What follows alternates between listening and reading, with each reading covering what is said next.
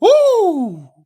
Arne Slot, what you cooking, bro? What you got cooking, bro? The double header from Liverpool and Atletico Bilbao, and man, good match, man. The first match was very telling of where our youngsters are at and how much they have been improving under Arne Slot because I mean Atletico obviously fielded a weaker side as well, but being able to come out there and get the result that they got and look two and three classes above the opposition of players that are in basically in their same position in their in teams on the fringes, young players that are coming up and things like that, and to be able to put on the performance that they did was really impressive. Standout players obviously is Rio Ngumuha. Sorry if I'm pronouncing that wrong. I know some people are very sticklers on last names and stuff like that in the comments, but I appreciate you guys correcting me. Please continue to do that. Want to be able to pronounce these players' names right. Ingamoa, baby. I got it. Rio Ingamoa. And what a player. What a player. How direct he is. Has the finishing now, what it looks like. And looks like the real deal. He really does. And I know there's a lot of discourse around whether Rio is ready for the first team play, but I bring a lot of examples, and I've talked about this in the Discord. If you aren't in the Discord, join the Discord. We have some really great conversations in there. But I mean, Sergio Ramos was 17, 18 years old, 17 years old at Sevilla and getting starts and went to Real Madrid at 18, 19 years old and became a first team player there. Lionel Messi was 17 years old when he broke into the first team. Gareth Bale had over 70 caps by the time that he hit 17 years old. Wayne Rooney was 16 years old playing in the first team at Everton and things like that. Kylian Mbappe. I think there's less to the whole easing them in, don't give them too many games than what people give. And I think a lot of these players that we look back on and say, we should have gave them more time, we should have gave them more minutes, like Wilshire, or we shouldn't have, like Wilshire, Theo Walcott, a lot of these other players that burn out after heavy uses early on. I think it's more so the stuff and the work off the pitch that they're not doing to make sure that their body stays at the levels that they need to do versus on pitch. And I think times have changed.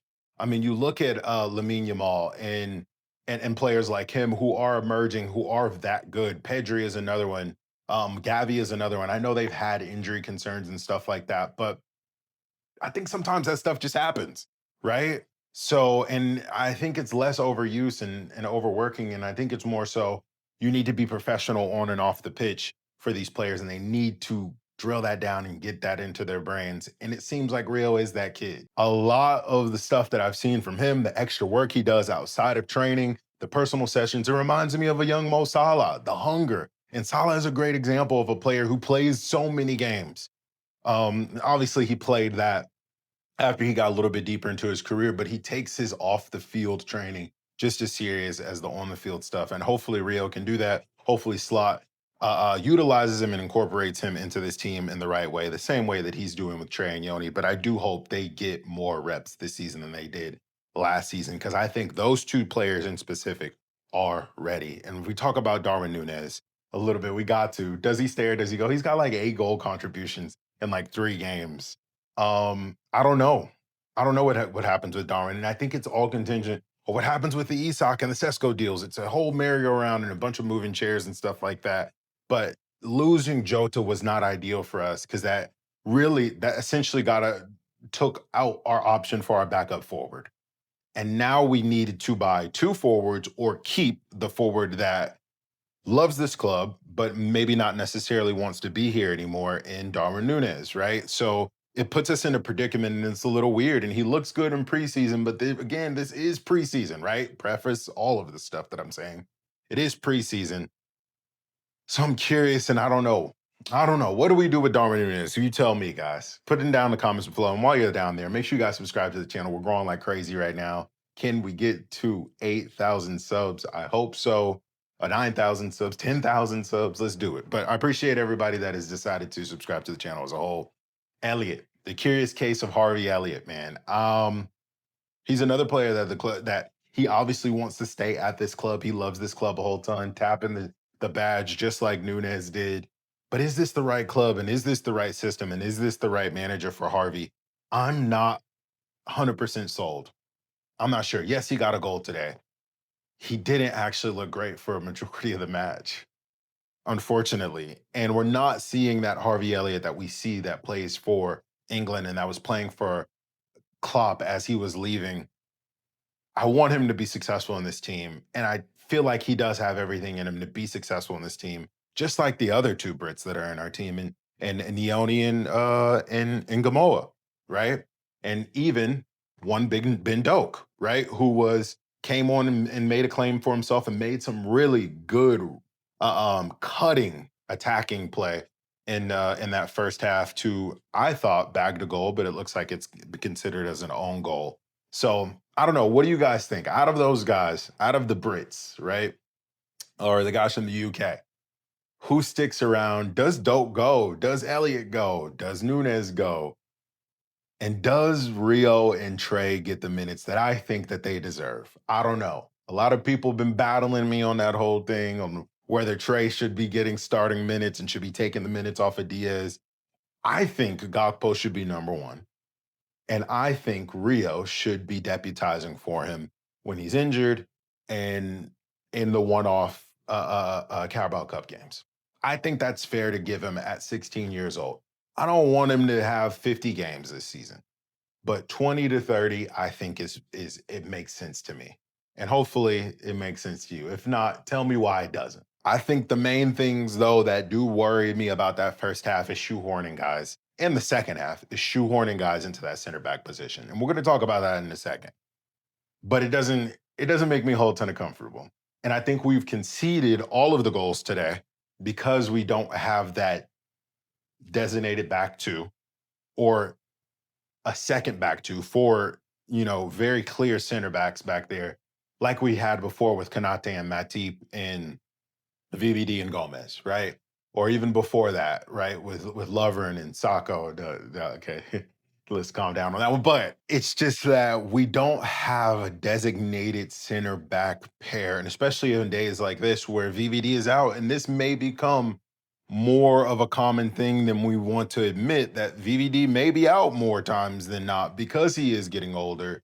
And I know today he was sick, but there is a world where VVD does pick up an injury where it's a month long out. What do we do then? Do we still keep shoehorning Endo in there and Trey Nyoni and Ryan Gravenberg and Robbo, who are not natural center backs, to pair in there with Kanate, who doesn't have the best track health record and fitness record. And same thing with Gomez, who doesn't have the best fitness record, who's now again working back towards fitness. So that's something that I think we need to address. And maybe we need to turn our head away from trying to get Alexander Isak and maybe shoring up that back line. Because I think this team has everything, especially when we talk about the second half in a second.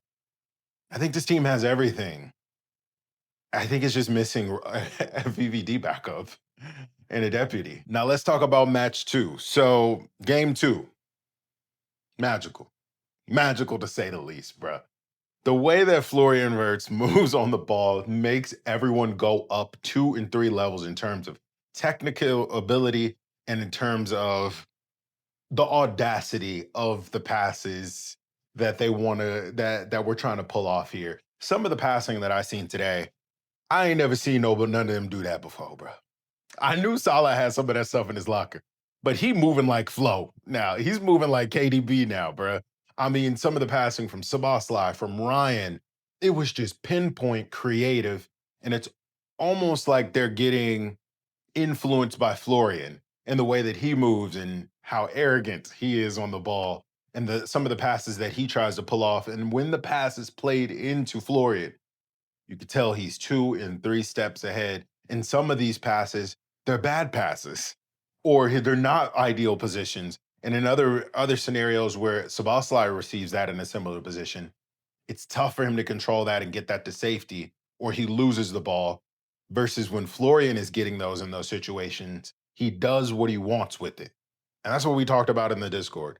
He does what he wants with the ball. Whatever he wants, wherever he wants it to go, it goes 8 times out of 10. Some of these passes is tough positions. It's hard to dig out, and somehow he digs it out. The ball vanishes, and then it ends up over with Salah. And then it ends up over with Gakpo.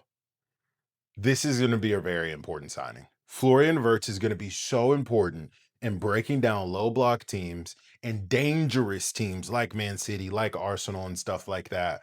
Because not only is he really good at creating space for himself, but creating space for his teammates because he's not hunkered down to one position. And this potentially could be something that Slot is working on with him. He's drifting right wing, left wing, dropping deep. He pretty much can go everywhere. The main concern that I have with that is that he does have a big workload. He was also pressing. Can he sustain that over a 50 game season in the Premier League? I don't know. But Sabasla being in there, being an engine with him, does help. And them all swapping and changing and intertwining with each other and one touch, two touch passing. Beautiful. This is slot ball. This is essentially what he's been wanting to kind of bring to fruition since day one. And now he has the personnel to make that happen. I love it. I love it, man. I was salivating watching this play in that first half in that second match. Unbelievable stuff.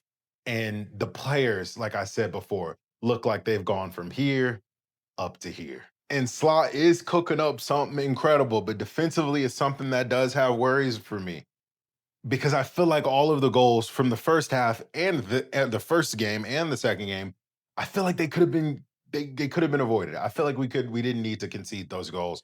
And it's mainly because some of the stuff, the formations and the shapes that Slot is playing with and putting players into positions that necessarily aren't ready for those positions and maybe aren't naturally supposed to be in those positions. So it's very interesting. And obviously these things won't be permanent. It's preseason, but it gives you a good idea of what maybe he's looking at moving forward. And I think, do we save this 150 million? I'll talk about it in a second. We say the 150 million on Isak because I loved what I saw from the other players, especially Salah as a playmaker.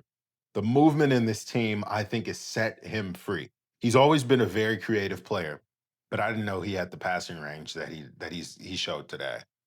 And with the movement from Salah and Ekitike and Gakpo, just swapping and changing one's right wing, one's left wing, it looks PSG-esque. I'll say it. And Ekitike, hold on, popping up on the left wing for those of you that had some concerns about us getting the other guy over in Tyneside and where he fits. Hugo can play left wing, boy. Hugo can play left wing, boy. He can play left wing. The step over, come with me. Back across the. Come on, my boy. That's easy eats. That's easy eats, bro. For Isak, that's all day. Give Ekitike 10 assists if you're pairing him up with Isak. Give Mo Salah 15 assists. Give Wirtz 15 assists. Cause it's about to go crazy right now. If the potential can be met there. And if the defense is addressed, I feel like that's priority number one, bro. I just do. And it keeps bothering me with all of the positive things that we've seen today and all of the positive things that's happened with this team. The defense still is bothering me a little bit. And that begs the question, do we need Alexander Isak for 150 million Great British pounds? I don't know. I don't know. I don't, because today showed me that we do have it all except proper defensive backup. Kirk has looked outstanding today. Frimpong looked outstanding today. Again, good defensively as well. And rapid going forward. Kirk's reading of the game is really impressive. I still think he's going to be one of the most important signings of the season. But I do think we need VVD cover. And for 150 million, I think we could go find that and then some instead of having to go for Isak. But we've put ourselves in a tough position because now the striking market is pretty much bare. Everyone has kind of essentially found a home. Who do you go after instead, especially if Darwin Núñez is leaving and you want Darwin Núñez to move on? The only other solution is you keep Darwin and Hugo becomes your main guy. But I don't know if Darwin wants to do that. And I don't know if the fan base wants to do that. And I don't know if Arne Slot wants to do that. So now you're in a position where you kind of have to buy Isak, especially if Darwin Núñez decides that he actually is going to leave on a permanent. because then that leaves only Hugo Ekitike as our striking options. So it puts us in a tough spot. I know we got the kid from Salford City, but is he ready? Because Dan's isn't ready. So we're in a tough position. It's almost like we have to now buy Isak or send our scouting team out there to go find a different alternative, maybe two, to back up Hugo Ekitike in this really long, long season. I do think Hugo can lead this line. From what I've seen today, he's very impressive. But we're in a very strange position in terms of number 9 options and where Liverpool go from here. And we kind of only have ourselves to blame. We did get Hugo from that market, of course, but now losing Jota changes a lot of the things that we kind of had planned in the first place. Because I think a Hugo Jota strike duo would have been magical. So it's almost like Isak or bust almost. Let me know what you guys think. Let me know what you guys think. But what Slot is putting together on a positive note, what Slot is putting together is fluid football. It's magic football. It's liquid football. And I'm here for it. And what was promised before he came is starting to come true. True Slot ball is here, and Florian Wirtz is at the very middle of it. But what's even more impressive is that Salah has decided to go up another level. And he still looks like he's one level even above Florian Wirtz on the pitch today. We are spoiled as Liverpool fans. And even Cody Gogbo had a shout and said, "Don't you forget about me. I was one of the best players in the squad last season. Don't forget that." Gakpo, Wirtz, Ekitike, Salah, Soboslai, McAllister, Gravenberch, Kirkes, Frimpong, VVD, Konate, Allison, Gigi Mamardashvili. How can we get them all on the field at one time? Please, somebody tell me. Because I'm in dreamland right now. And then you add a little bit of Swedish meatball into that with Alexander Isak, and I think the league has to go into meltdown mode after that. That would be nuclear to add that to this mix. Yeah, and don't forget young Rio Ngumuha and Trey Nyoni. Oh my word. It's damn good to be a Red boy. So appreciate you guys. Good game today. Solid result, and we learned a lot. So I will see you guys on the next preseason match. Peace. Boom.